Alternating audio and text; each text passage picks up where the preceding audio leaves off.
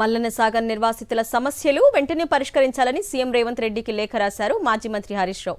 అధికారంలో లేనప్పుడు మల్లన్న సాగర్ నిర్వాసితుల పక్షాన నిరాహార దీక్షను చేసిన రేవంత్ రెడ్డి అధికారంలోకి రాగానే వారి గురించి పట్టించుకోవటం లేదన్నారు. తమ హయాంలో 90% పనులు పూర్తి చేశామని పేర్కొన్నారు. మిగతా 10% పనులు పూర్తి చేసి కోర్టు తీర్పు ప్రకారం నిర్వాసితులకు పరిహారం చెల్లించి చిత్తశుద్ధి చాటుకోవాలని సూచించారు హరీష్ రావు. మల్లన్న సాగర్ నిర్వాసితుల సమస్యలు వెంటనే పరిష్కరించాలని సీఎం రేవంత్ రెడ్డికి లేఖ రాశారు మాజీ మంత్రి హరీష్ రావు.